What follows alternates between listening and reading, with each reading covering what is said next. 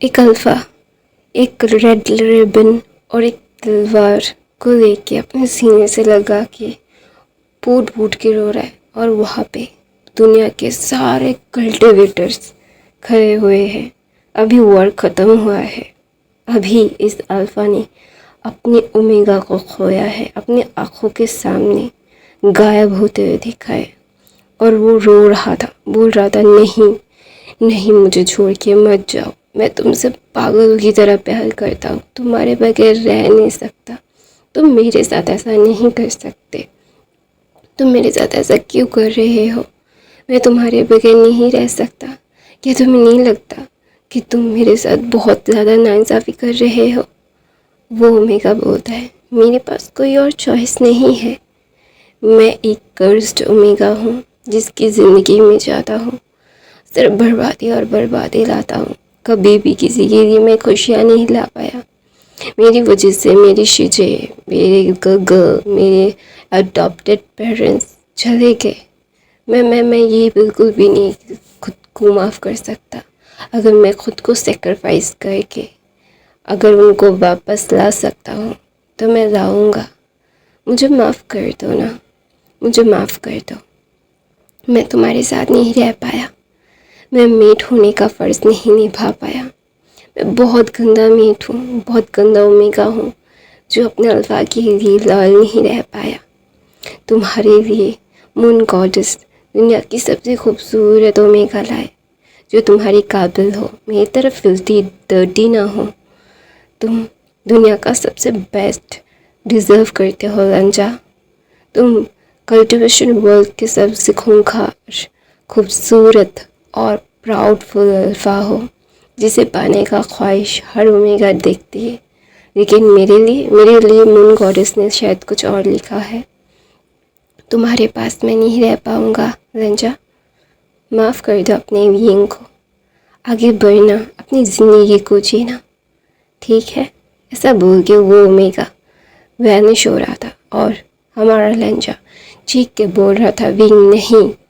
और तभी विंग के हाथों से उसकी फ्रूट तलवार और उसका हेड रिबन उसके हेयर से खुल के विंग के पास आ रहा है। विंग एक फेट स्माइल करके बोल रहा है, शुक्रिया मुझे संभालने के लिए, शुक्रिया इस दुनिया के सामने मुझे एक्सेप्ट करने के लिए, शुक्रिया इस दुनिया का सबसे को मतलब किस्मत वाला ओमेगा बनाने के लिए।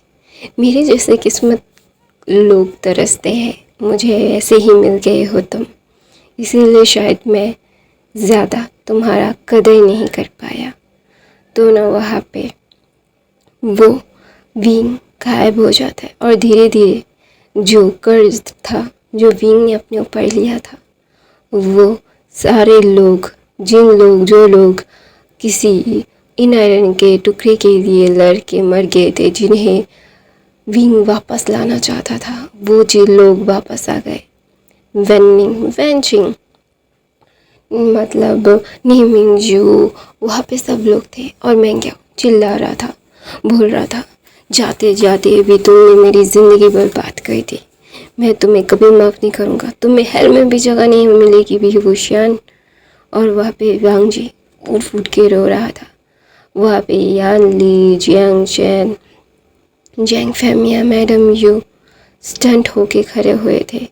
उन्हें समझ नहीं आ रहा था अभी वो कैसे रिएक्ट करें। तो अचानक से वांग जी विंग की सारी चीज़ों को लेता है, अपनी तलवार में वहाँ से चला जाता है। और वहाँ पे मिलन सिर्फ देखते रहते हैं अपने नेफ्यू को, उनका ओबेडियंट नेफ्यू जो हर किसी के लिए बेहतर था, हर अल्फा से बेहतर था हर एक चीज़ में। लेकिन अभी वो बहुत ही ज़्यादा ही अपने मतलब एक गिल्ट में है, उसे समझ नहीं आ रहे हैं कि अभी वो क्या करे। उन्हें ऐसा लग रहा है कि किसी ने उनके दिमाग में मतलब ऐसे ही घर कर गए हैं कि हर कोई सिर्फ उन्हें हर्ट कर सकता है। और वहाँ पे मैडम यू जब ये सारी चीज़ें सुनती है वो शॉक हो गई थी। उन्हें नहीं लगा था जिस इंसान को वो नफ़रत करती है कभी उन्होंने कभी हर्ट नहीं किया विंग को, मतलब जान से मारने की कोशिश नहीं की। उसे प्रोटेक्ट करने की, उसे ताकतवर बनाने की। अपने ओमेगा बेटी को उन्होंने इतनी शिक्षा नहीं दी जितनी उनने अडॉप्टिव सन को दिया है मैडम यू ने। मैडम यू हमेशा से विंग को प्रायोरिटाइज करती थी, हमेशा से विंग को बहुत ही ज़्यादा थका देने वाला काम करवाती थी। पता नहीं क्यों विंग को वो करना अच्छा लगता था। दुनिया के सारे ओमेगा जो कपड़े बर्तन में ही सीमित रह जाते थे, विंग को उन्होंने तलवारबाजी, कल्टीवेशन, सारी चीज़ें सिखाई थी, सारी चीज़ें जो नेसेसरी थी एक ओमेगा को स्ट्रॉन्ग पॉइंट ऑफ व्यू रखने के लिए। तो वहाँ पे मैडम यू जब विंग के बारे मतलब सुनती है तो वो ना टूट गई थी, वो बैठ गई थी। तो वहाँ पे जैंग फैमिली आते हैं और बोलते हैं, मुझे पता है मुझसे ज़्यादा फिक्र तुम करती थी उसकी। दुनिया के सामने तुम रूथलेस ओमेगा थी जो भी विषान को पसंद नहीं करते, लेकिन मुझे पता है तुमने भी विषान को पालने के लिए, टब बनाने के लिए क्या कुछ नहीं किया। और दूसरी तरफ से वांग जी कोल्ड पॉन्ड पे आ गया था और वो वहाँ पे बैठ के बीन के चीज़ों को धो रहा था, जिस पे हल्का सा ब्लैक स्मोक निकल रहा था, जो वांग जी बिल्कुल नहीं चाहता था उसके बीन के चीज़ों को इम्प्योर करना। तो इसीलिए ना विंग की चीज़ों को वो धो रहा था। तो अचानक से उसके एंसेस्टर लैन ई प्रकट हो जाती है वांग जी के सामने, उसका हाथ पकड़ लेती है। तो वांग जी अपनी टीयरफुल आंखों से देख के बोलता है, मास्टर मेरा ओमेगा। तो ना वहाँ पे वांग जी का हाथ पकड़ के बोलता है, वेट करो उसका। और वो ऐसा बोल के अपने हाथों में एक गोल्ड राउंड पॉट, जो एक मतलब बोल सकते हो वो किसी चीज़ का भी शेप ले सकता है, बड़ा बन सकता है, एकदम छोटा भी बन सकता है, वो मैजिकल पॉट बाहर निकालती है। तो बोलती है इंतज़ार करना। तो विंग की सारी चीज़ें लेके उस पॉट में डाल देती है। तो फटाक से उस मतलब जो वांग जी चाहता था कि विंग के रिबन से, उसके फ्रूट से या फिर उसकी तलवार से कोई स्मोक ना निकले, तो वो शुद्ध हो गया था, एकदम ही वाइट बन गया था, कोई डार्क मैजिक उस पर नहीं थी। तो वांग जी अपने एंसेस्टर लैनी को देख रहा था और उसकी लैनी बोलती है, वेट करो। ऐसा बोल के वो भी गायब हो जाती है। और वांग जी 3 दिन 4 5 6 7 दिन तक कोल्ड पॉन्ड में था। और वहाँ पे मैडम यू सारी चीज़ों को वो मतलब जो सच्चाई है उसे बाहर लाना चाहती थी, जो जिसने किया है उसे सज़ा देना चाहती थी। पता नहीं क्यों विंग के जाने के बाद वो और भी ज़्यादा रूथलेस हो चुकी थी। उन्हें समझ नहीं आ रहा था कि वो मतलब पूरे कल्टिवेशन वर्ल्ड में मैडम यू का दबदबा बहुत बड़ा था। मैडम यू इतनी एक रूथलेस थी, वो मारने से पहले किसी को सोचती तक नहीं, 2 बार सोचना नहीं पड़ता था उन्हें, वो मार देती थी। और जब सबको पता चला, वेन रूहान, वेन चाओ, वेन जूलिया, मैंगिया और जिन गोंगशान, इन सारी चीज़ों पे सारी चीज़ मतलब जो चीज़ें हुई थी उन सारी चीज़ों के लिए कल्प्रिट है मैडम यू ने खुद अपने जीडियर से उन्हें मारा था। और मैंगिया को तो बहुत बुरी मौत मारी थी उन्होंने अपने जीडियर से मैंगिया के हाथ पैर और उनका गला दबा के पूरे कल्टिवेशन वर्ल्ड के ओमेगास बीटास जो भी कल्टिवेट करते थे उनके सामने मारा था। और वो चिल्ला के बोल रही थी, और कभी भी किसी ने भी दोबारा से ऐसा करने की कोशिश भी की तो मैं जान से मार दूंगा। विंग वापस आएगा। विंग का पोजीशन कोई ना ले सका है, ना कोई ले पाएगा। तो मैडम यू की ऐसी रूथलेस चीज़ों को देख के चैंग फैमिया सब लोग डर गए थे, क्योंकि मैडम यू जस्ट सबको मार रही थी इतनी क्रूअल तरीके से कि मतलब किसी की रूह भी कांप जाएगी अगर किसी ने भी ये सारी चीज़ें की तो वहाँ पे ना जब विंग के बारे में सोचते सारे कल्टिवेशन वर्ल्ड में हाहाकार मच गया था, क्योंकि मैडम यू जो भी कल्प्रिट थे उन्हें सिर्फ ज़िंदा जला रही नहीं थी, बहुत क्रूअल तरीके से मार रही थी। इतनी क्रूअल तरीके से शायद किसी ने भी किसी को मारा होगा। तो वहाँ पे ना मैडम यू बहुत ही ज़्यादा ही क्रूअल हो गई थी। दूसरी तरफ से वांग जी के मतलब वांग जी विंग का जो सोल है ना उससे कनेक्ट करना चाह रहा था, लेकिन विंग की सोल कहीं नहीं थी, कहीं नहीं। वो लोटस पॉन्ड पे, माउंटेन वीरोल पे, सारी जगह पे वो देख रहा था और वो बिल्कुल समझ नहीं पा रहा था कि क्या हो रहा है। और गाइस फ्लैशबैक्स सेम अनटेम जैसा ही था, इसीलिए मैं फ्लैशबैक ज़्यादा एक्सप्लेन नहीं कर रही। लेकिन विंग और वांग जी के थोड़े रोमांटिक मोमेंट है जो थोड़े थोड़े बीच बीच में एक रोमांटिक वाला फ्लैशबैक मैं दिखा दूँगी। तो गाइस स्टार्ट करते हैं। सॉरी गाइस बकवास करने के लिए कहानी के बीच में। तो गाइस फिर वहाँ पे मैडम यू जस्ट पागल हो गई थी।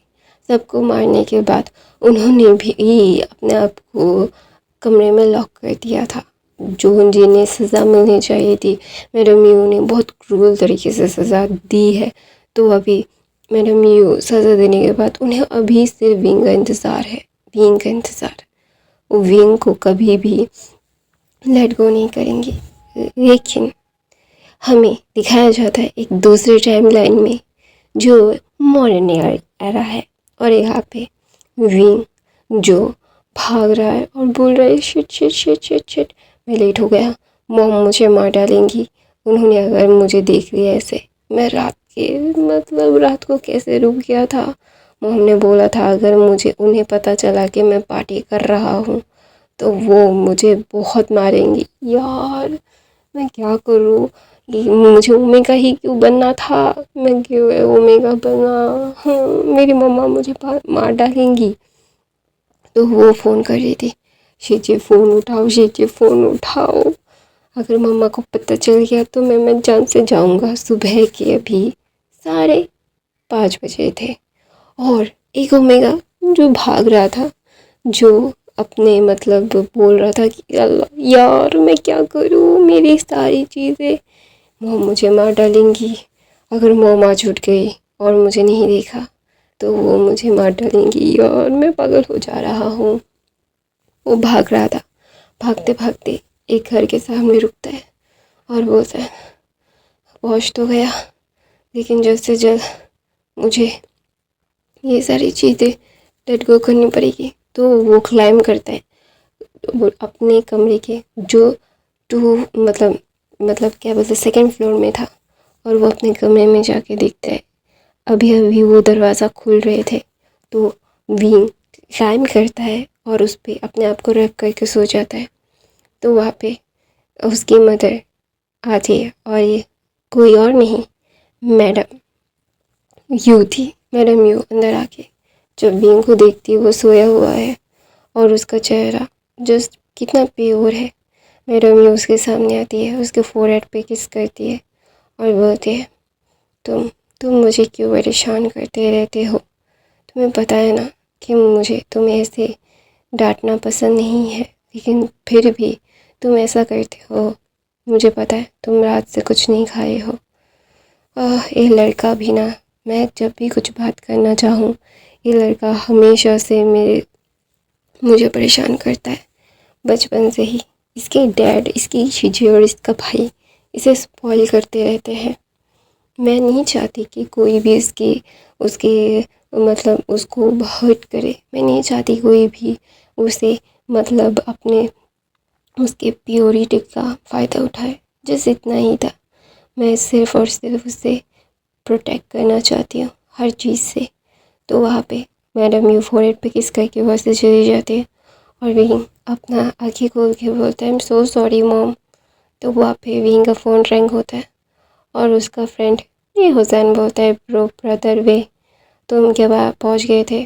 तो बोलता है हाँ यार, लेकिन यार मेरा बाइक लिंकन रोड पे है, वो ख़राब हो गया था, थोड़ा सा ठीक करवा दोगे और घर ला दोगे।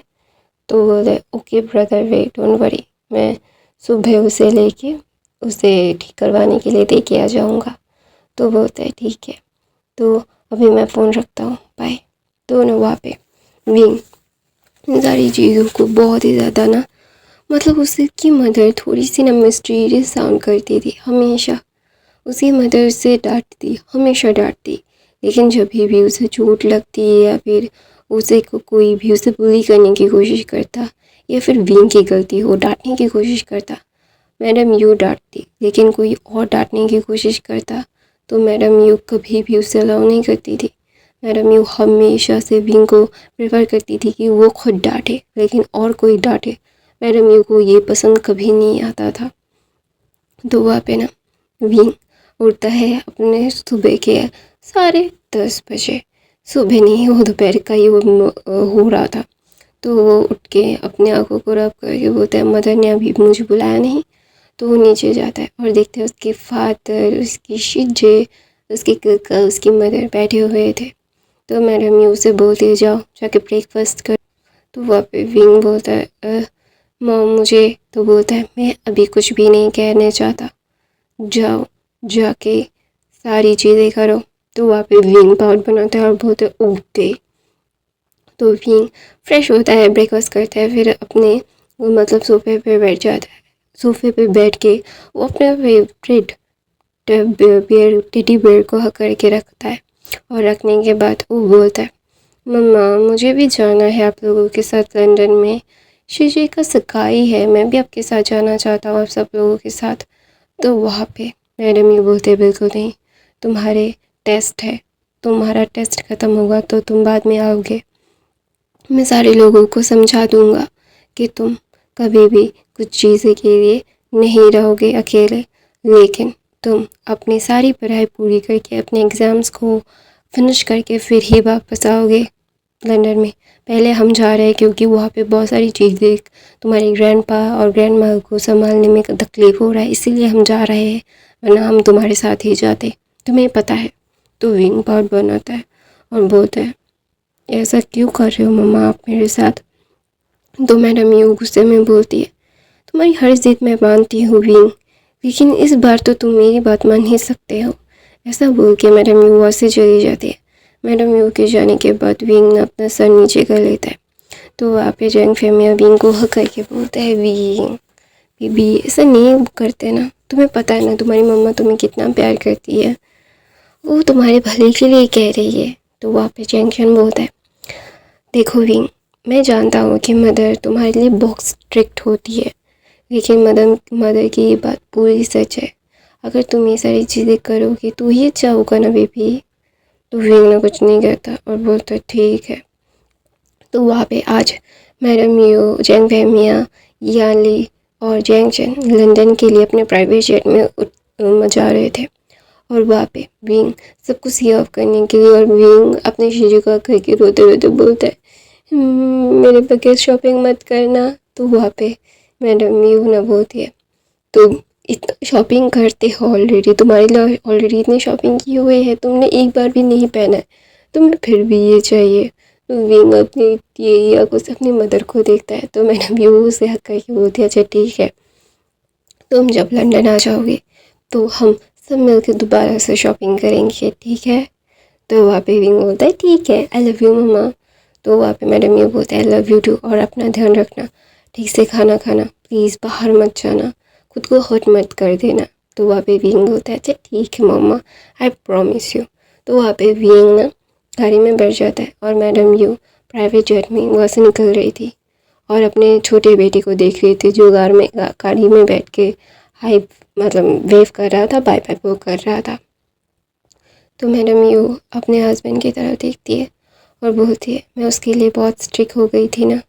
तो बोलते हैं नहीं तुम उसके लिए ज़्यादा स्ट्रिक्ट नहीं हुई थी, जस्ट ये है कि वो हमारे लिए बहुत स्पेशल है, हम यही सारी स्पेशल चीज़ उसके लिए करते हैं। मैं नहीं जानता कि तुम इसका तुम क्यों करती हो ऐसा, लेकिन मैं जानती हूँ तुम उसके लिए बेस्ट चाहोगी, तुम उसको बहुत प्यार करती हो। तो ना वहाँ पे मैडम यू और मैडम जैंग फैमिया बातें कर रहे थे और यानली। तो वहाँ पे ना अचानक से फ़्लाइट में ख़राबी आने के बाद जैंग फैमिया मैडम यू का जो प्लेन था वो क्रैश हो गया था और वहीं पे स्पॉट डेथ हो गई थी विंग की फैमिली की। तो विंग जो स्टडी कर रहा था, अचानक से उसका फ़ोन रिंग होता है और उसे बताया जाता है कि उसकी फैमिली का प्लेन क्रैश में डेथ हो चुका है। तो वहाँ पे विंग फ्रीज हो गया था, उसे समझ नहीं आ रहा था।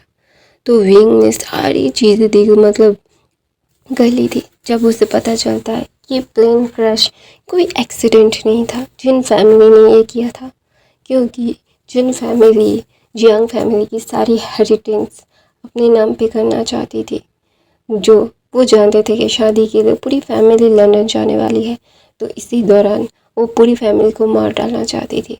विंग के एग्ज़ाम्स सडनली अनाउंस हो गए थे, जो मैडम यू चाहती थी विंग को देने के लिए। तो विंग बच गया था अपनी मदर की ज़िद के कारण। तो विंग टूट गया था, बिखर गया था, उसे समझ नहीं आ रहा था कि अभी वो क्या करे। विंग इतना ज़्यादा अपने आप को मतलब अकेला महसूस कर रहा था। तो नी हुसैन उसके पास आता है और बोलता है, विंग मैं हूँ तुम्हारे साथ। तो विंग अपनी टीयरफुल आंखों से नी हुसैन को देख के बोलता है, नी हुसैन उन लोगों ने मेरी माँ बाबा को, मेरे कक्का को, शीचे को सिर्फ पैसों के लिए मार दिया। मैं उन लोगों को बर्बाद करना चाहता हूँ, मैं मार डालना चाहता हूँ, उन्हें दिल दिल करके बस बताना चाहता हूँ कि वो कितने गलत थे। पैसे भी कमाए जा सकते हैं। अगर वो मुझे बोलते तो मैं सारे शेयर्स दे देता। वो मेरी फैमिली को क्यों मुझसे छीन लिया उन लोगों ने। तो वहाँ पे नी हुसैन और नी हुसैन के गनी मिंजू आते हैं और बोलते हैं, मैं तुम्हारा बड़ा ब्रदर हूँ, तुम जो चाहे वो कर सकते हो, तुम्हें जो करना है मैं तुम्हारे साथ हूँ, तुम्हें सिर्फ एक बार बोलना है कि विंग तुम्हें करना क्या है। तो विंग जिन फैमिली को बहुत ही ब्रूटली पहले तो उनकी सारी चीज़ों को ख़त्म करता है, उनके खिलाफ जो सबूत थे वो पब्लिकली करता है, और उन लोगों ने कैसे जियांग फैमिली को मारा वो सारी चीज़ें पूरी दुनिया के सामने आती है। फिर जिन फैमिली की हर एक मेंबर को रोड पे, सड़क पे तड़पते हुए मरने तक टॉर्चर किया। और वे 6 महीने में जिन फैमिली का नामो निशान मिट चुका था इस दुनिया से, विंग लिकोमेगा जो अभी टूट के बिखर गया है, अपनी शीजी का मम्मा पापा की चीज़ों को हक करके रो रहा था। वो इतना अपने मम्मा के कमरे में चला जाता है। उसके मम्मा के कमरे में जाते ही वो ना अपने मम्मा के बाथटब पे पानी फुलफिल करता है और उस पे गिर जाता है और बोलता है, मॉम मैं मर चुका हूँ, मैं आप लोगों के बगैर कैसे रहूँगा, आप लोग मेरी ज़िंदगी हो, मैं आप लोगों के बगैर नहीं रह सकता। तो ना वहाँ पे विंग अपने रिस्ट को, हाथ को काट के वहाँ पे मतलब पानी में लेट जाता है और बोलता है, मम्मा पापा मैं आ रहा हूँ। और विंग ने अपनी सारी प्रॉपर्टीज़ अनाथ आश्रम को, अलग अलग अनाथ आश्रम को दे दिया था, और कुछ चीज़ें नी मिंजू को, नी हुसैन को दे दी थी, और कुछ चीज़ें अपने फ्रेंड्स को जो उसके पास थे, जैसे नी हुसैन मतलब बेंचिंग, जिन लोगों ने उसे मदद की थी उसका रिवेंज लेने में, तो उन लोगों को देखे वो सारी चीज़ों को अपने ख़त्म कर देना चाहता था, वो भी ख़त्म हो जाना चाहता था।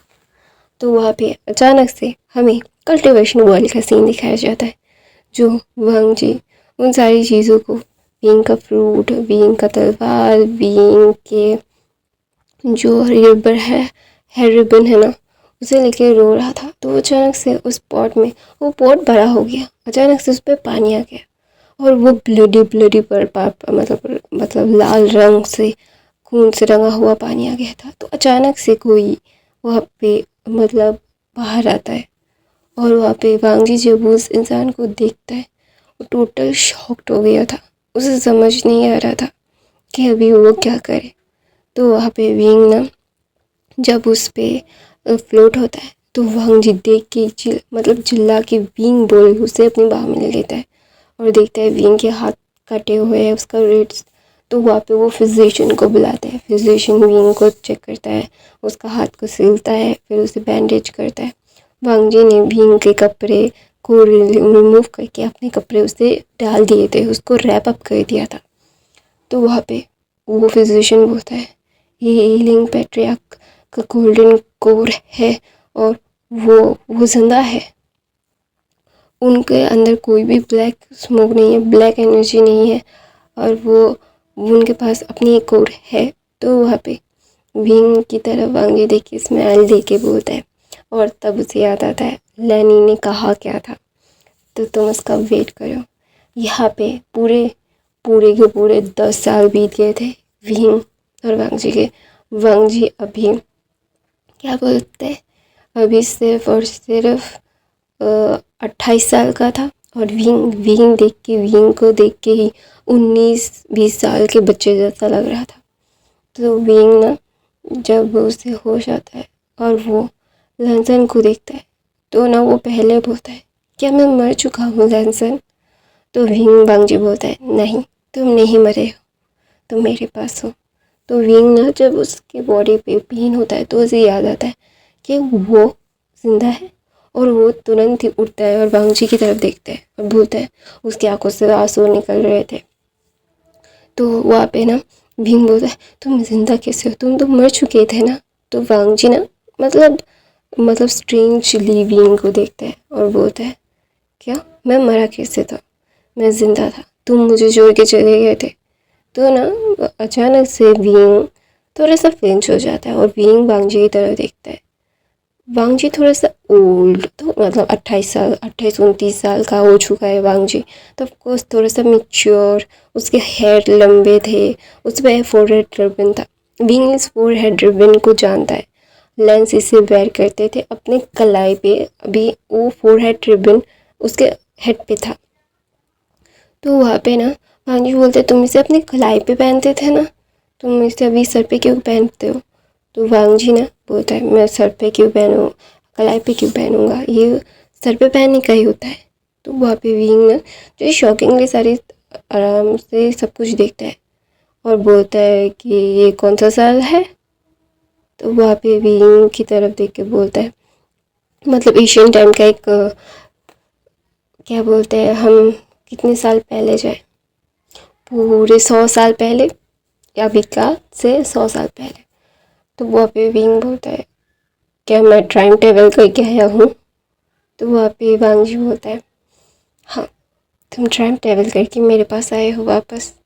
तो वहाँ पे विंग बोलता है मैंने सुना था लैन फैमिली में एक लैन वांगजी करके नाम था, जिससे मेरा लंचा नाम, जिसके यहाँ पे लंचा रखा गया था मेरे फियांसे का।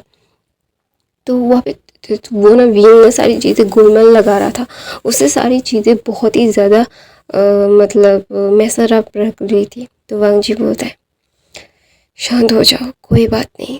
तो ना वहाँ पे विंग बोलता है तुम तो मर चुके थे ना, जब हम 16 ईयर्स ओल्ड थे तब एक कार एक्सीडेंट में मुझे बचाते हुए तुम मर चुके थे। तो हमें थोड़ा सा फ्लैशबैक दिखाया जाता है विंग के मॉडर्न साइड का, कि जब विंग बचपन से ही लैन फैमिली के अराउंड पड़ा हुआ है। लैन फैमिली यंग फैमिली बहुत ही अच्छे दोस्त थे। लैन फैमिली में उसके मतलब उसका क्या बोलते हैं 10 साल एजड एक अल्फ़ा था जिसका नाम था लैन वांगजी, जिसे वो लंचा बुलाता था। बचपन से उनकी शादी तय थी और बचपन से ही वो दोनों एक साथ थे। बचपन से ही वो दोनों कभी भी अपने एक दूसरे से अलग नहीं हुए थे, एक दूसरे से बहुत प्यार करते थे वो लोग। तो वहाँ पे नवीन ना जब वांगजी की तरफ देखता है और वो रोते हुए बोलता है तुम मर चुके थे, तो वांगजी बोलता है तुम मेरे पास वापस आ गए हो। तो विंग ने एशियन टाइम का विंग एंड लेंजा का मतलब एक कहानी पढ़ी थी, जो लैन फैमिली के बहुत ही पीछे एक क्या बुक थी जो रिटन बाय लैन वांगजी था। तो तब उसने पढ़ा था कि हाँ, एक लैन वांगजी नाम का एक कल्टीवेटर था जिसे वी वुशान नाम के कल्टीवेटर डेमोनिक ओमेगा कल्टीवेटर से प्यार हो गया था। तो विंग बोलता है कि मैं नोवेल के अंदर आ गया हूँ। तो वहाँ पे विंग वांगजी बोलता है नहीं, तुम रियल लाइफ में आए हो और मुझे पता था तुम आओगे। तो ना वहाँ पे वांगजी की तरफ विंग ना बहुत ही ज़्यादा कंफ्यूज लुक से देखता है और बोलता है क्यों?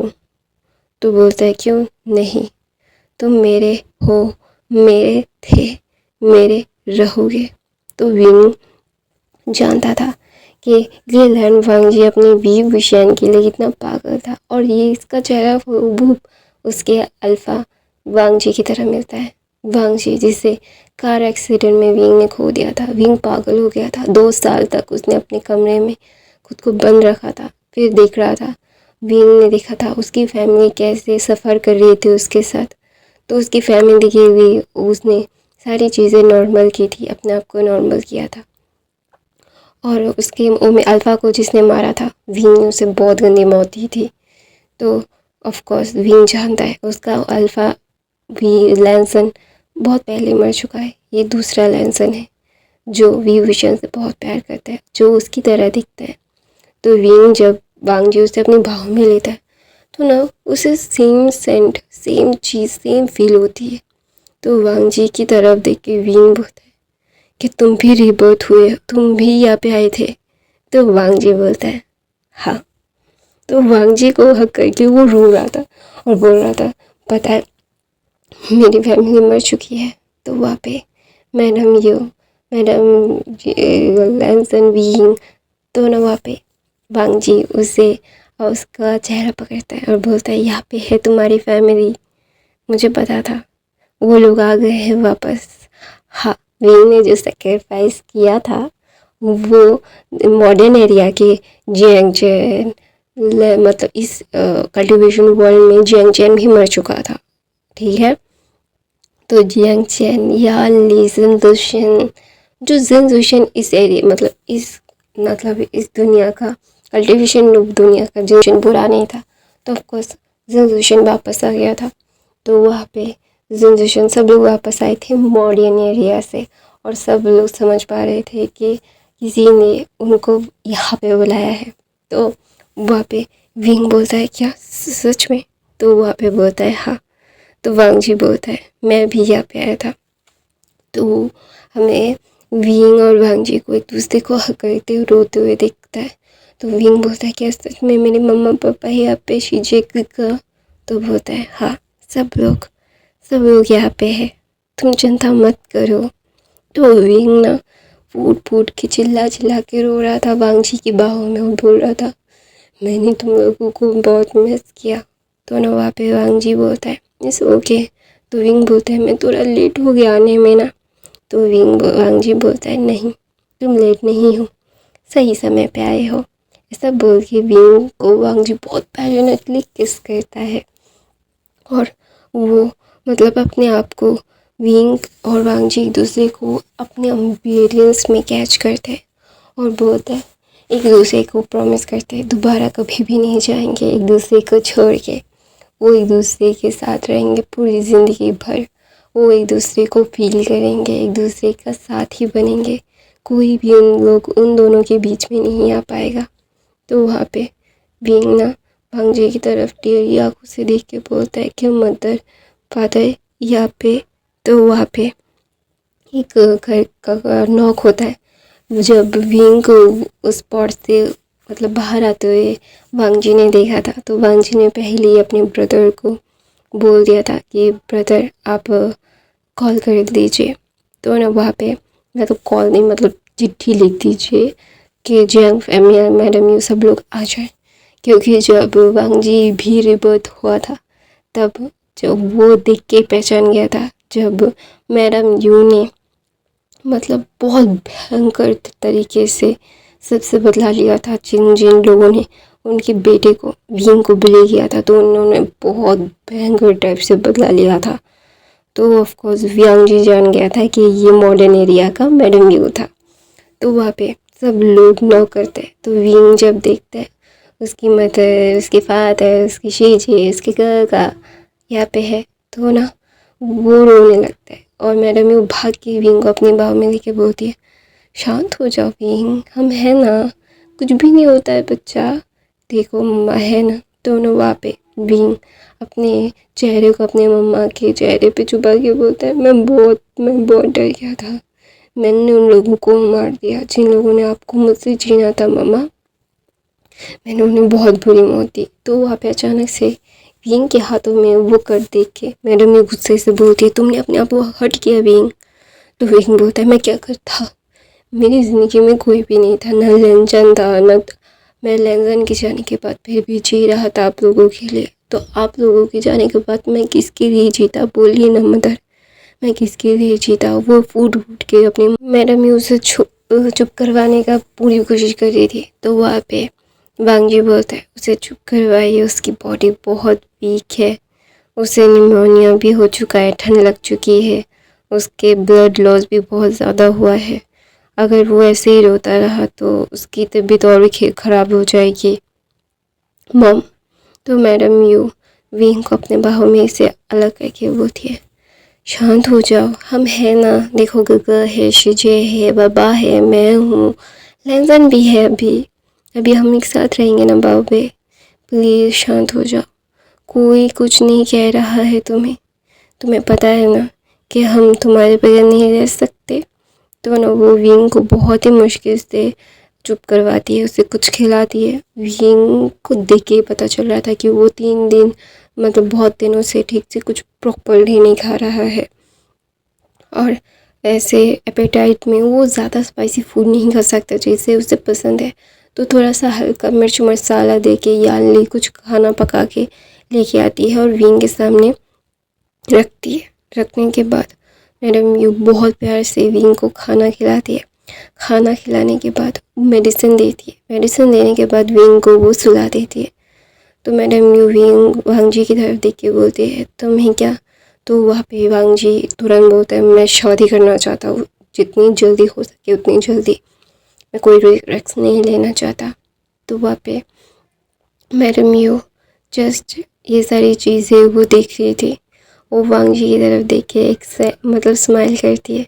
वो कुछ कहती नहीं है क्योंकि उन्हें पता है कि सच में वांगजी ने बहुत सफ़र किया है, लिटरली बहुत ही ज़्यादा, और वांगजी अभी कितना ज़्यादा ही अपनी ओमेगा को अपने पास रखने के लिए डेस्परेट हो रहा है। तो मैडम यो ना हंसती है और बोलती है तो ठीक है, तो अभी के लिए हम विंग को जंगलान लेके चलते हैं, फिर शादी करके लेके आ जाना अपनी ओमेगा को। तो ना वहाँ पे मैडम यू की टीजिंग से वांगजी का पूरा चेहरा रेड हो जाता है। वो समझ नहीं पा रही थी वो क्या मतलब वो क्या कहे, वो तो उसका पूरा गर्दन उसका चेहरा पूरा लाल हो चुका था, वो समझ नहीं पा रहा था। तो ना वहाँ पे विंग ना सो गया था। तो विंग के सोने के बाद वांगजी मतलब वहाँ पे बैठ के सोच रहा था जब लेनी ने बोला था शांत हो जाओ। हाँ, जब वांगजी की डेथ 16 साल की उम्र में हुई थी तो वांगजी की सोल जो मॉडर्न एरिया के लेंजन की स्विच हो गई थी, क्योंकि वांगजी का सोल पता नहीं क्यों डिसअपीयर हो गया था, उसे किसी डिमोन ने खा लिया था, क्योंकि बचपन से उसे डिमोन्स ने अटैक किया था वांगजी का सोल लेने के लिए। तो जब लेंसन उस पर मरा था तो वांगजी और लेंसन का सोल स्विच हो गया था, मॉडर्न एरिया का लेंसन और क्या बोलते हैं कल्टिवेशन वर्ल्ड का वांगजी तो गायब ही हो गया था, लेंसन आ गया था। तो तभी जब वांगजी भी लेंसन जब ये सारी चीज़ें देखता है, ये सारी चीज़ें सोचता है, तो उस वक्त में लैन ई ने आके वांगजी को समझाया था, उसके ऊपर यकीन रखने के लिए बोला था। तो धीरे धीरे जो हुआ होना था उनके पूरे जो अंटेम में दिखा था वो सारी चीज़ें होने के बाद वांग और वांगजी एक दूसरे से फिर से प्यार करने लगते। जब वांगजी ने देखा था विंग को तो वो फिर से प्यार करने लगा था। ऑफ कोर्स वो अपने विंग से प्यार करता है, वो मैं मॉडर्न एरिया का हो या कल्टिवेशन वर्ल्ड का, उससे प्यार है उसे, तो ऑफ कोर्स वो प्यार करेगा भी। तो वहाँ पे ना विंग ना जब ये सारी चीज़ें मतलब वांगजी जब ये सारी चीज़ें सोच रहा था, जब वो रो रहा था, वो बोल रहा था कि मुझे भी मार दीजिए, जब लैनी ने विंग की सारी चीज़ों को लेके शुद्ध किया था और वांगजी को बोला था उसका इंतज़ार करने के लिए, तो वहाँ पे तभी भी विंग वांगजी समझ गया था कि हाँ उसका विंग वापस आएगा। तो वो लैनी के ऊपर बहुत भरोसा करता है, क्योंकि उसे पता था कि उसका डेथ हो चुका है मॉडर्न एरिया में, अभी वो ज़िंदा है इस उसके एंसेस्टर के लिए। तो ऑफ कोर्स ये सारी चीज़ें बहुत ही ज़्यादा लिटरली क्या बोलते हैं एक काम फील करवाती है, बहुत ही ज़्यादा रिलैक्सेबल थी। तो वहाँ पे विंग ना जब ये वांगजी जब ये सारी चीज़ें भाई विंग के हाथ को पकड़ के सोच रहा था, तो वो सोच रहा था कि जब उसने देखा था जब वांग मतलब मैडम यू जैंग फेमिया याली आए थे, तो जैंग मैडम यू ने अपनी ताकत का फुल्ली इस्तेमाल किया था। जिन जिन लोगों ने विंग को बुली किया था, जिन जिन लोगों ने टॉर्चर किया था, उन लोगों को इतनी क्रूअल तरीके से मैडम यू ने मारा था। तो of course they are know it very well कि ये मॉडर्न एरिया का ही मैडम यू है, क्योंकि मैडम यू को जो कल्टिवेशन वर्ल्ड का मैडम यू है वांगजी ने देखा है, और विंग को वो कैसे ट्रीट करती है वो भी वो जानती है। वो भी बहुत अच्छी थी, वो भी विंग को स्ट्रॉन्ग ही बना रही थी, लेकिन ये तो एक मदरली ऑब्सेशन था ना, वो दिख रहा था। तो ऑफ कोर्स वो जानती थी, वो जान चुका था। तो वांगजी जब भी सोता है तो मतलब सुबह के 5 बज गए थे। वांगजी एक बार भी नहीं सोया था, वो सिर्फ विंग को देख रहा था। तो सुबह के 11 बजे विंग की आँख खुलती है, तो वहाँ पे मैडम यू जैंग फेमिया यान ली शियांग चन सब लोग थे। तो वहाँ पे ना मैडम यू बोलती है, चलो मेरे साथ चलो, हमारे साथ चलो, हम जियांग क्लैन में जाएंगे और फिर तुम्हारी और वांगजी की शादी होके फिर तुम लैन क्लैन में आओगे। तो वहाँ पे विंग अपनी मदर को हक करके बोलता है, ठीक है मदर। दोनों वहाँ पे वांगजी विंग की तरफ देखता है, और उसे बहुत ही ज़्यादा लाइक क्या बोलता है डिसअपॉइंटिंग होता है कि विंग से जोड़ के क्यों जा रहा है। और दूसरी तरफ से लैंचरन जो सारी चीज़ें जानते थे, लेकिन उन्होंने कुछ कहा नहीं, क्योंकि उन्हें अपना नेफ्यू बहुत प्यारा है। वो बहुत प्यार करते हैं वांगजी से। वांगजी अगर मॉडर्न एरिया का हो या फिर कल्टिवेशन वर्ल्ड का, वो फ़र्क नहीं पड़ता, वो बिल्कुल फ़र्क नहीं पड़ता। सिर्फ इतना फ़र्क पड़ता है कि उनका नेफ्यू अच्छा है, स्वस्थ है, एक अच्छी लाइफ जी रहा है, उसका मेट है, उसके मेट के पास रह रहा है, वो एक हैप्पी फैमिली की तरह रह रहा है। तो उन्हें और कोई भी प्रॉब्लम नहीं है। दोनों वहाँ पे विंग जब अपने मदर फादर के साथ जा रहा था, विंग को याली ने बहुत ही अच्छे से जो इस दुनिया के रूप है ना, उससे कवर कर दिया था। जब मैडम यू को पता चला था कि विंग आ गया है, तो वो बहुत खुश हो गई थी, और विंग के लिए उन्होंने बहुत सारे क्लोथ जो विंग के टेस्ट के ही थे, लेकिन वो मॉडर्न ज़माना नहीं था, वो कल्टिवेशन वर्ल्ड था। तो ऑफकोर्स विंग के लिए विंग के पसंद की चीज़ें, बहुत सारी चीज़ें वो खरीद के रख दिया था। तो विंग को पहना के विंग बोलते इतने सारे लेयर क्यों खींचे। तो वहाँ पे यानी विंग का हेयर रफल करके बोलती है, क्योंकि यहाँ के इस दुनिया के रिचुअल्स ऐसे ही बने। तो वहाँ पे विंग अपन पॉप आउट बनाता है, बोलता है ये कितनी अनकंफर्टेबल फील होता है। तो वहाँ पे विंग जब थोड़ा सा चलता ना, तो उसे कपड़े बहुत ही हल्के, बहुत ही मतलब मुलायम कपड़े थे जो रेशम के थे, जो उसके स्किन में बिल्कुल भी रैशेस, इचिसनेस या फिर गर्मी महसूस नहीं करवा रहे थे। वो कूलिंग इफेक्ट दे रहा था, और विंग ना ठंड से कपकपा रहा था, क्योंकि ऑलरेडी क्लाउड एक क्या बोलते हैं एक पहाड़ी इलाका था। ऑफकोर्स वहाँ पे ठंड ज़्यादा थी, तो ऑफकोर्स विंग को ये फील होना तो लाजमी ही था। तो वहाँ पे विंग जो जो ऐसे कर रहा था, तो वांगजी विंग के अराउंड एक कोट रैप करता है और बोलता है मेरा ओमेगा ठंड से कपकपा रहा है। तो वहाँ पे विंग बोलता है, हाँ बहुत, पता है विंग लैंसन, मैं तुम्हें बहुत मिस करता था। मुझे लगता था कि मैं खुद को मार दूँ, लेकिन मैं नहीं कर पा रहा था, क्योंकि मेरी मॉम मुझे अकेला छोड़ती ही नहीं थी। जब भी मैं ऐसा सोचता तभी मेरी मॉम मेरे सामने पैर हो जाती थी और बोलती थी, क्या सोच रहे हो तुम। और कोई ना कोई हमेशा मेरे आसपास रहता ही था मुझे ध्यान रखने के लिए। मैं बहुत पहले ही तुम्हारे पास आ जाना चाहता था। ऐसा बोल के विंग रो रहा था। तो वांगजी बोलते, तुम क्यों चाहते थे मेरे पास आना। हाँ, मैं आए ना तुम, सही वक्त पे सही चीज़ें हो तो अच्छा होता है। वहीं तुम ऐसे ही अपने मदर फादर को बिट्रे नहीं कर सकते। मदर फादर बहुत इम्पोर्टेंट है। तो वहाँ पे विंग ना एक साइड से स्माइल लेके बोलता है, मुझे पता है तुम्हारे मदर फादर कहाँ पे है वांग जी। तो वांग जी ना विंग की तरफ देखते हुए बोलते हैं, मेरे फादर इस एरिया के मर चुके हैं। तो बोलता है नहीं, वो मरे नहीं हैं, वो वो कल्टिवेट कर रहे हैं। तो बोलता है क्या? तो बोलता है हाँ, उन्होंने ही मुझे यहाँ पे लाया है। तो बोलता है क्या? तो बोलता है हाँ, सब लोगों को तुम्हारे एंसेस्टर लैन ई लाई थी, लेकिन मुझे तुम्हारे मॉम डैड लाए थे। तो वहाँ पे विंग की बातें सुन के वांग जी शॉक हो गया था। और वांग जी बोलता है, तुम्हारे जाने के बाद तुम्हारी फैमिली कार एक्सीडेंट में मर चुकी थी। तुम्हारे अंकल, तुम्हारे काका, तुम्हारे मम्मा पापा सब। तो वहाँ पे विंग की बातें सुन के वांग जी शॉक हो गया था। क्या? तो बोलता है हाँ, और तो अंकल के एक्सीडेंट से पहले सारी प्रॉपर्टीज़ मेरे नाम पे कर दी थी। लैन फैमिली की सारी हेरिटेंस मेरे नाम पे थी। मॉडर्न वर्ल्ड में मैंने उन्हें दान कर दिया है। और चियांग फैमिली की भी हेरिटेंस को वो अपनी मदर की तरफ देखता है। तो वहाँ पे उसके मदर बोलते हैं, एकदम सही किया, आई प्राउड ऑफ यू बेटा, तुम्हारे ऊपर मैं बहुत प्राउड करता हूँ, I really proud of you. तो वहाँ पे विंग ये सुन के बोलता है, क्या आप मुझसे गुस्सा नहीं हो?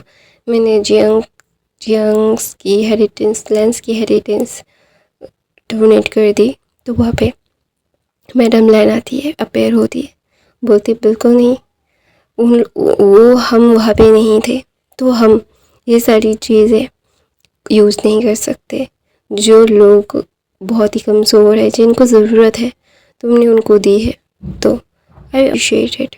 तो वहाँ पे विंग ना जब ये सुनता है तो वो सब लोग लैनी, मैडम लैन और चिंग की तरफ देखते, सब लोग शॉक्ड हो गए थे। और विंग एक मुस्कुराहट देता है और बोलता है, मामा दादा। तो वहाँ पे लैनी उसे हक करती है और वांग जी, शिचेन और चिरान की तरफ देखती है। तो सब लोग एक दूसरे की तरफ देख के मुस्कुराते हैं। हाँ, ये सब लोग एवरीवन मॉडर्न एरिया से थे। चिरन बोलो, शिचैन बोलो, चिंगहनजुन बोलो, मैडम लैन बोलो, वांग जी बोलो, विंग तो अभी आया है, और चैंग फैमिया, मैडम यू, यामली, शिचैन। लेकिन जो जिन सुशन है ना, वो मतलब क्या बोलते हैं, क्या यार मैं भूल गया, वो कल्टिवेशन वर्ल्ड का ही है। जो मॉडर्न एरिया का जनरेशन था वो बहुत ख़राब था। तो मॉडर्न एरिया का जनरेशन इस दुनिया में नहीं है, ये जनरेशन कल्टिवेशन वर्ल्ड का ही है। तो सब लोग उसी की तरफ देख के मुस्कुराते हैं। और सब लोग वो अपने फेथ को चूज़ कर चुके थे, क्योंकि वो मरने के बाद एक दोबारा रीबर्थ हुआ है उनका।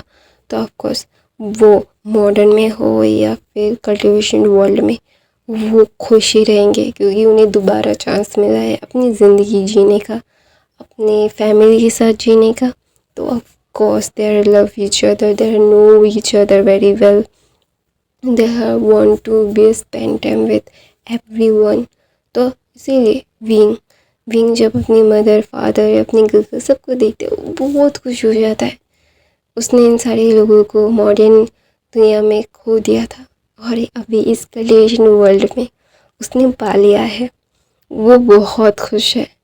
तो ना वहाँ पे विंग बोलता है, मम्मा मैं आपके टॉप में था और मैं यहाँ पे किस में? तो वांग जी ने उस पर मतलब उस बर्तन में देखा था।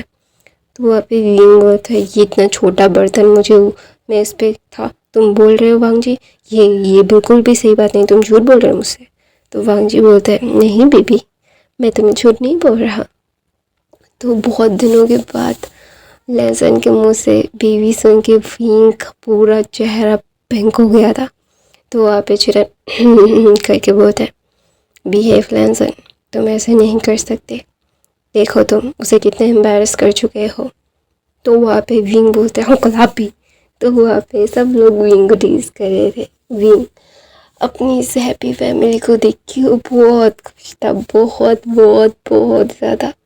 उसे समझ नहीं आ रहा था अपनी खुशी को कैसे कैसे एक्सप्लेन करे, कैसे मतलब अपने दिल को बोले कि हाँ उसे दोबारा वही लाइफ मिली है, दोबारा से वही जी रहा है, दोबारा से अपनी माँ की बाहों में, अपने पापा की बाहों में, अपने डैड अंकल सब लोग हैं उसके पास, सब लोग जिन जिन लोगों ने उस लाइफ को छोड़ के इस लाइफ में आए हैं। तो वहाँ पे विंग ना मतलब ये सारी चीज़ें सोचता है। तो विंग को लेके जियांग क्लैन पहुँचते हैं। तो वांग जी उसे छोड़ना नहीं चाहता था, लेकिन इस जी मतलब कल्टिवेशन वर्ल्ड्स के कुछ रूल्स है, रेगुलेशंस है, तो सबको मानने पड़ेंगे, वरना विंग को सब लोग बहुत गलत नज़रों से देखेंगे। तो जो भी बिल्कुल भी वांग जी नहीं चाहता कि उसके ओमेगा को कोई पॉइंट आउट कर दे या फिर उसके ऊपर उंगली उठाए, बिल्कुल नहीं। तो धीरे धीरे अभी वैन निंग को सौंपा गया था। वैनिंग एक अल्फा था, तो ऑफकोर्स वैनिंग को सौंप दिया गया था। वैनिंग जो बच्चे वैन क्लैन के थे, जो लोग निर्दोष थे, जिन लोगों को बिना खामोखा ही सज़ा मिली है, तो वो सारी चीज़ें वो मतलब उन लोगों को संभाल रहा था। जब मतलब वैनिंग को पता चला कि विंग आया है, तो वो भाग के विंग के पास आया था, विंग को अपना प्यार कन्फेस करने के लिए। तो वहाँ पे जब विंग लोटस पॉन्ड के एक घर था, तालाब था, उसके सामने मतलब बहुत ही खूबसूरत से एक रूम डेकोर किया गया था, जो विंग को वो रूम बहुत अच्छा लग रहा था।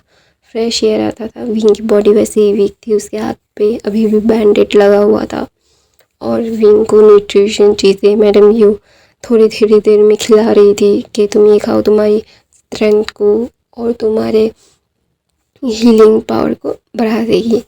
तो विंग वहाँ पे खड़ा हुआ था। तो वहाँ पे चांदनी रात थी। वांग जी अपनी तलवार पे बैठ के आया था और उड़ के आया था, और विंग के सामने खड़ा होता है और बोलता है, hey my little omega, I missed you.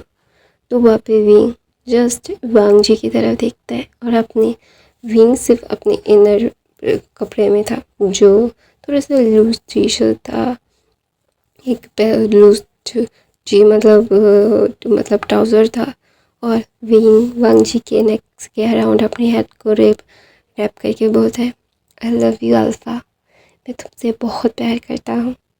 ऐसा तो बोल के वो दोनों एक दूसरे को पैशनेटली किस कर रहे थे। मून लाइट उनके ऊपर पड़ रही थी, वो लोग शाइन कर रहे थे, और मून के रिफ्लेक्ट क्या बोलते पानी में दिखाई दे रहा था। विंग और वांग जी की भी रिफ्लेक्शन पानी में दिखाई दे रही थी, और वैनिंग वहाँ पे खड़ा होकर सिर्फ देख रहा था। विंग वांग जी की बॉडी से लिपटा हुआ था। वांग जी उसे अपने पास खींच के उससे प्रेस कर रहा था अपनी बॉडी से। वैनिंग ये सारी चीज़ें देख रहा था। वैनिंग की आंखों में गुस्सा था, बहुत ही ज़्यादा डिसअपॉइंटिंग थी कि विंग को वो कभी भी अपने दिल की बात नहीं बता पाया, कभी भी अपने विंग को उसके पास नहीं ला पाया। विंग हमेशा से लैन वांग जी का क्यों था ऐसा, वो मतलब बहुत ही ज़्यादा ही रिग्रेट करके वो वहाँ से भागते हुए अपने क्लैन चला गया, अपने रूम में जाता है, दरवाज़ा बंद करता है अपने आप को, और वो सोच रहा था क्यों क्यों क्यों क्यों क्यों क्यों क्यों हमेशा से ही विंग उसका होता है। तो वैनिंग एक प्लान बनाता है, एक स्मग देता है और बोलता है, कोई भी मुझसे उसे छीन नहीं सकता। हर बार मैंने सिर्फ उस पर गिव अप किया है उसकी खुशियों के लिए, लेकिन नहीं, इस बार कोई गिव अप नहीं। इस बार सिर्फ और सिर्फ मैं उसे अपना बना के रहूँगा। मैं उसे पागलों की तरह प्यार करता हूँ, मैं उसे कभी भी अपने से दूर नहीं करूँगा। इस बार मैं उसे अपना बना के रहूँगा, नहीं, कोई भी हमारे बीच में नहीं आएगा, आई प्रॉमिस यू विंग। ऐसा बोल के वैनिंग अपनी आंखों को खोलता है और बाहर जाता है, और उसकी शीशे वेंचिंग जो एक ओमेगा थी वो बोलते हैं क्या हुआ। तो वहाँ पे वैनिंग बोलते हैं विंग और वांग जी की शादी होने वाली है। तो वहाँ पे वैनिंग जानता है, उसकी चीज़ें उसको पहचानती है। वैनिंग की तरफ वेंचिंग देख के बोलती है, वो उससे प्यार करता है। हम लोग चाह कर भी तुम्हारे लिए उसे नहीं ला सकते। हम लोगों का डिफरेंस बहुत ज़्यादा है। वो वेन ये जियांग क्लैन का सन है, वो उसकी मदर, उसके फादर उससे पागलों की तरह प्यार करते हैं। वो हम जैसे मतलब इतने छोटे से क्लैन में उसकी शादी नहीं करवाएंगे वेनिंग। तो वेनिंग कुछ भी नहीं कहता और बोलता है मुझे पता है शीशे, आप क्यों बोल रहे हो ये सारी चीज़ें। तो बोलता है मुझे तुम्हें बताना है क्योंकि हम उसके लायक नहीं हैं। उसका दिल बहुत बड़ा है, उस हमारे लिए उसने बहुत कुछ किया है और हम ज़ोर ज़बरदस्ती नहीं कर सकते वेनिंग। तो वेनिंग बोलता है हम क्यों ज़ोर ज़बरदस्ती करेंगे शीशे, मुझे पता है कि वो कितना ज़्यादा ही उस लैन वांगजी से प्यार करते हैं। लैन गोंगजी वेई गोंगजी के लिए बहुत ही ज़्यादा ही सही है और वो एक दूसरे के लिए परफेक्ट है। तो वहाँ पे वेनिंग बोलता है हाँ, और हमारे लेटर आया है, इनविटेशन लेटर। तो वहाँ पे वेनिंग की हाथ ना टाइट हो जाती है और वेनिंग फिर भी एक ब्राइट सी स्माइल लेके बोलता है क्या हम जाने वाले हैं शीशे।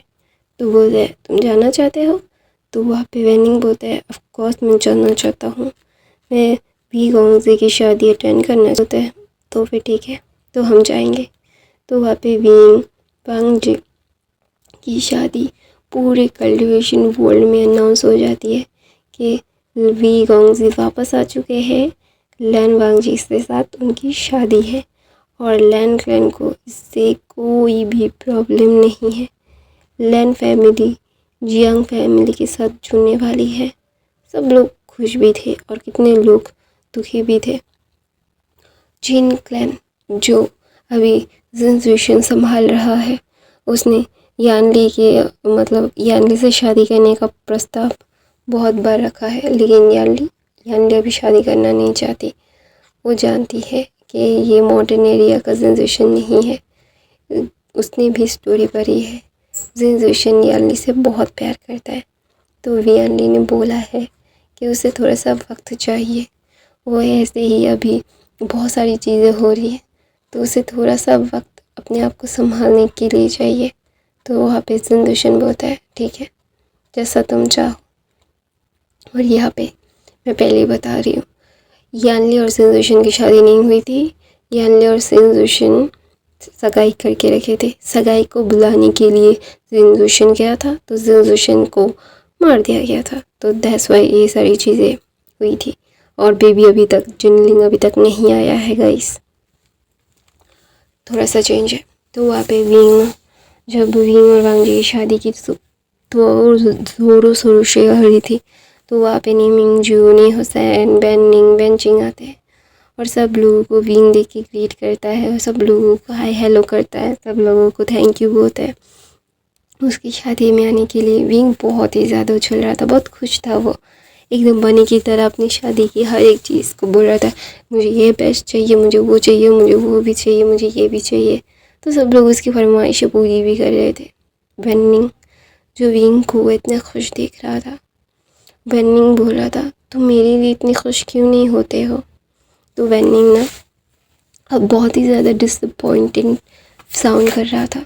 तो वहाँ पे बेंचिंग अपने भाई के हाथ को पकड़ती है और बोलती है बेनिंग कोई भी गलत काम मत करना जिससे तुम कभी भी विंग के सामने खड़े ना हो पाओ। तो वहाँ पे बेनिंग बोलता है जी शीशे। ऐसा बोल के विंग और वांगजी की शादी का दिन आ जाता है। विंग और वांगजी की शादी धूमधाम से हो रही थी। जो वांगजी जो अपने ग्रूम के मतलब ब्राइड के लिए इंतज़ार कर रहा था, विंग अभी रेड गाउन पहन के सारी चीज़ें तैयार थी। तो वहाँ पे ना अचानक से विंग गायब हो गया था। तो सब लोग विंग को ढूंढ रहे थे, पागलों की तरह ढूंढ रहे थे। वो समझ नहीं पा रहे थे वो क्या करे, क्या कहे, क्या मतलब विंग अचानक से चला कहाँ गया। तो वहाँ पे ना बेंचिंग पागलों की तरह अपने भाई को ढूंढ रही थी। तो वो मिल भी जाता है। जो मतलब बेंचिंग थी ना, उसे डाउट हो रहा था कि उसके भाई ने कुछ नहीं कर दिया, विंग को गायब तो नहीं करवा दिया। तो उसका भाई तो आइविन के साथ, ग्रैंडमा के साथ वो ना जिनजुएशन की मदद करवा रहा था कि जिनजुएशन और आइविन और ग्रैंडमा वेन जो चीज़ कुछ कर रहे थे। तो वहाँ पे वेनिंग देख के बोलता है शीजे क्या हुआ। तो वहाँ पे ना शीजे वो उसकी शीजे तो वेंजिंग थी, विंग नहीं मिल रहा है। तो बोलता है क्या, कब, कहाँ से, मतलब क्यों। तो बोलता है मुझे नहीं पता, हमें जल्द से जल्द उन्हें से ढूंढना पड़ेगा। तो बोलता है मतलब वेनिंग बोलता है हाँ चलो। तो वहाँ पे वेनिंग बोलता है गग शियान गग कहाँ पे है। तो बोलते हैं मुझे नहीं पता। तो वहाँ पे शियान मतलब वेनिंग बोलता है मैं तुम्हारे साथ था हर टाइम, मैं कैसे जानूँगा तुम्हारे शियान गग कहाँ है, पहले चलो ढूंढते हैं। पता नहीं कहाँ पे वो चले गए। तो वहाँ पे विंग अचानक से फिर से पैर हो जाता है और बोलता है सॉरी गाइस, मैंने आप लोगों को, मुझे माफ़ कर दीजिए, आप लोगों को डरा दिया। तो विंग और वांग जी की शादी बाउस लेता है, सारी चीज़ें परफॉर्म होती है। तो वांग जी विंग को किस करता है और बोलता है कहाँ पे थे तुम। तो वहाँ पे विंग ना कुछ भी नहीं कहता। तो वांग जी विंग को लेके तुरंत ही अपने मतलब जिन अपने सुबियन पे मतलब क्या बोलते विंग वांग जी के जो तलवार पे उस पर चढ़ के लैंड क्लैन के लिए निकल जाता है। सब लोग चल जाते हैं और सब लोग जानते हैं कि वांग जी कितना डेस्परेट है विंग के लिए। तो वो बिल्कुल भी नहीं चाहते थे कि कुछ हो जाए, क्या कुछ गलत हो जाए। तो वहाँ पे विंग ना जस्ट वांग जी को देख रहा था। वांग जी विंग को अपने जिंग मिला के पटक के बोलता है बताओ। तो वहाँ पे विंग बोलता है क्या बताओ। तो बोलता है बताओ मुझे तुम कहाँ गायब हो गए थे। तो वहाँ पे विंग बोलता है मुझे लैनी मिलने के लिए बुलाई थी। तो बोलता है तो क्या कहा उन्होंने। तो बोलता है कि उन्होंने बोला कि हमें जल्द से जल्द बेबी करना चाहिए। तो वहाँ पे वांग जी का पूरा चेहरा रेड हो जाता है और वांग जी बोलता है विंग ये जोकिंगली मतलब कोई जोक नहीं है। तो वहाँ पे विंग वांग जी बोलता है ऐसा। तो विंग वांग जी की तरफ गुस्से में देखे बोलता है मैं जोक नहीं कर रहा हूँ, जो उन्होंने बोला मैं वही बोल रहा हूँ। तो बोलता है क्या ये बुलाया उन्होंने। तो बोलता है हाँ, वो बोल रही थी कि मुझे जल्द से जल्द बेबी करना चाहिए, वो जल्द से जल्द आना चाहती है। तो वहाँ पे विंग ना ऐसा बोलता है, वो उसका चेहरा भी रेड हो गया था। हाँ, शादी से 15 मिनट पहले लैनी ने विंग को उसके लोटस के तालाब के बीचों बीच घर में बुलाया था। तो वो वहाँ पे जाता है और वो सच में वो यही कह रही थी जल्द से जल्द बेबी करो, मुझे मेरे क्या बोलते हैं अपने फ्यूचर स्पाउस को देखना है और शायद मैं भी आने वाला हूँ, ऐसा विंग को बोला। विंग तब पूरा रेड हो गया था। तो वहाँ पे मैं लैनी ने बोला था जाओ जाओ, सब लोग पागल हो रहे हैं तुम्हें ढूंढने के लिए, तुम्हारी माँ तुम्हारा हस्बैंड वो तो और पागल हो रहे हैं। तो विंग ना ये सुन के भी उसे बहुत एम्बैरेसिंग फील होता है, उसे समझ नहीं आता कि अभी वो क्या मतलब क्या बोले। तो ना वहाँ पे विंग ना जस्ट एक मतलब वो कुछ भी नहीं कहता और वांग जी की तरफ बहुत ही शाइली नज़रों से देखता है। तो वांग जी बोलता है तो ओ ऐसी बात है। तो वांग जी की तरफ विंग देख के बोलता है कैसी कैसी बात है। तो विंग ना वांग जी की तरफ देख के बोलता है कि सच में हमें बेबी करना चाहिए। तो वहाँ पे वांग जी बोलता है हाँ प्रोसेस स्टार्ट करते हैं। तो they are doing every day means every day. हाँ, हम वेनिंग विंग को किडनैप करना चाहता था लेकिन वेनिंग नहीं कर पाता। जब वो उसने देखा था वाई विंग अपनी शादी के लिए कितना एक्साइटेड है, वेनिंग ने सारी तैयारियां कर ली थी कि विंग को वो अपने साथ लेके गायब हो जाएगा, इस कल्टीवेशन वर्ल्ड के कोने में चला जाएगा कि विंग को कोई भी उससे छीन ना पाए। जब वो यहाँ पे आया शादी अटेंड करने के लिए, जब उसने देखा कि विंग कितना खुश है, विंग पागल की तरह यहाँ से वहाँ भाग रहा है, अपनी शादी को इतना ज़्यादा ही वो एलैबोरेट कर रहा है, खुश है। तो वेनिंग बोलता है क्या प्यार को अपने पास रखना ही प्यार करना होता है, नहीं ना।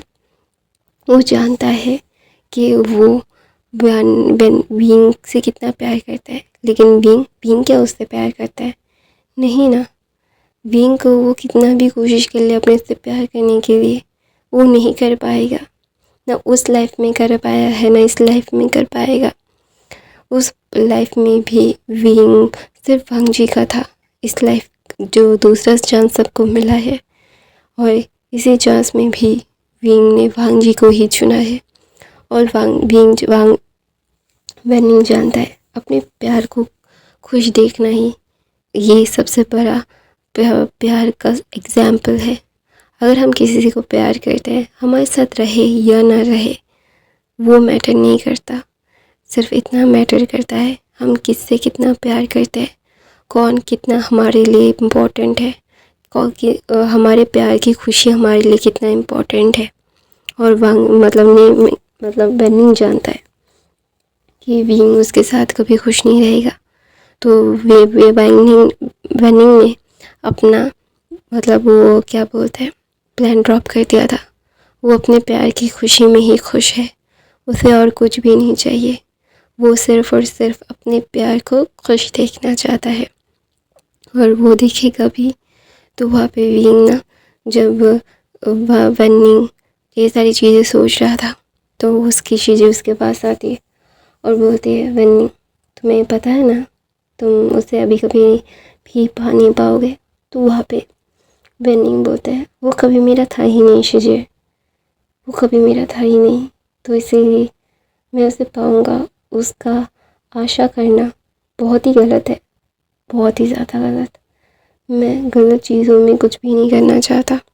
मैं जानता हूँ कि मैं बहुत ही ज़्यादा ही इम्पल्सिव हो रहा था। मैं कभी भी अपनी ज़िंदगी में उन्हें नहीं पा पाऊँगा, मैं उनके लायक नहीं हूँ शिजे। उन्होंने हमारे लिए बहुत कुछ किया है, लेकिन अगर मैं उसके बदले ये सारी चीज़ें करता तो बहुत ही गंदा हो जाता, जो मैं नहीं चाहता था कि कोई चीज़ मैं गंदी करूँ। मैं उनके साथ उनका दोस्त बन के रहूँ तो ज़्यादा बेनिफिशियल है। मैं उनसे बात तो कर पाऊँगा, अगर मैं वो सारी चीज़ें करूँगा तो वो कभी भी मुझसे प्यार नहीं करेंगे, हमेशा नफ़रत करेंगे। मैं अपने प्यार की आँखों में मेरी इज़्ज़त देखना चाहता हूँ। प्यार हो या ना हो वो मैटर नहीं करता, लेकिन मैं अपने प्यार की आँखों में अपने लिए नफ़रत तो बिल्कुल नहीं देखना चाहता। ऐसा बोल के वेनिंग अपनी बहन की बाहों में रोता है। और दूसरी तरफ से विंग की शादी के 6 मंथ हो चुके हैं और विंग अभी 3 मंथ का प्रेग्नेंट है। और विंग वांग जी को बहुत डांट रहा है, और वहाँ पे मैडम लैन और मैडम यू विंग का बहुत अच्छे से ध्यान रख रही है। मैडम यू तो जियांग क्लैन को छोड़ के अभी लैन क्लैन में ही बस चुकी है। विंग का खाने का पीने का सारा चीज़ें मैडम यू और मैडम लैन देख रही थी। वांग जी विंग का सिर्फ ध्यान रख रहा था, और विंग वांग जी को बहुत परेशान कर रहा था, बहुत ही लिटरली ज़्यादा बहुत।